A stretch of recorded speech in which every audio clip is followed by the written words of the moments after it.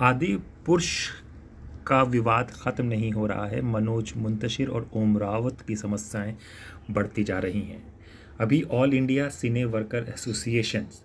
ने एक लेटर प्रधानमंत्री को लिखा है जिसमें उन्होंने इन दोनों के खिलाफ एफआईआर दर्ज करने की बात कही है और इस फिल्म को पूरी तरह से भारत में बैन करने को कहा गया है।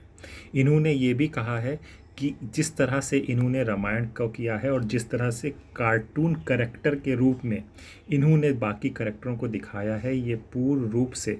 रामायण का अपमान है और हिंदू समाज का अपमान है। ये ऐसा पहली बार हुआ है कि ऑल इंडिया सिने वर्कर्स एसोसिएशंस किसी फिल्म की बैन करे और डायरेक्टर और लेखक और प्रोड्यूसर्स के खिलाफ एफआईआर की मांग करे, क्योंकि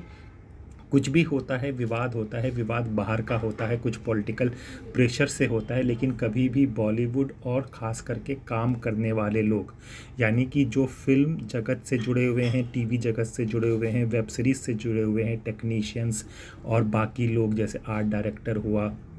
कॉस्ट्यूम डिज़ाइनर हुआ, कास्टिंग डायरेक्टर हुआ, इन सब की जो एसोसिएशंस बनी होती है, इन लोगों ने कभी भी किसी फ़िल्म का विरोध नहीं किया है, क्योंकि इस फिल्म से ही सबकी रोज़ी रोटी चलती है। लेकिन ये पहली बार हो रहा है कि आदि पुरुष फिल्म को लेकर और मनोज मुंतशिर और ओम रावत के काम को लेकर एसोसिएशन सामने आई है। अब इसमें केवल ये एसोसिएशंस का नहीं है, अब आप अगर राष्ट्रवादी न्यूज़ चैनल्स देखेंगे तो एंकरों की भाषा भी बदल गई है। अब वो ख़ास तौर पर उनसे मनोज मुंतशिर से सवाल पूछ रहे हैं कि आपने क्या रामायण पढ़ी है, आपने जो स्क्रीन प्ले के बाद आप जो कह रहे हैं, डायलॉग लिखे हैं, तो क्या कभी आपने जाना है कि ये संदर्भ कहाँ से उठाया गया है।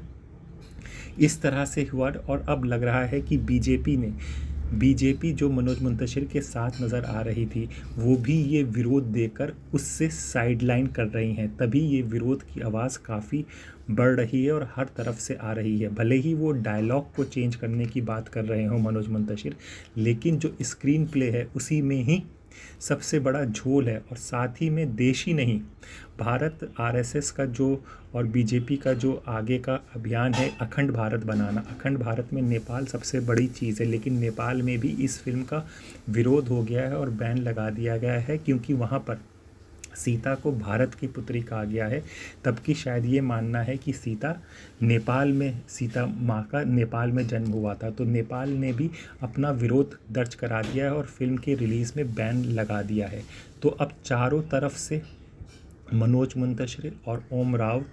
घिरते नज़र आ रहे हैं। अब देखना है कि क्या इनकी गिरफ्तारी होगी, क्या इन पे एफआईआर दर्ज होगी या इस फिल्म पर बैन लगेगा।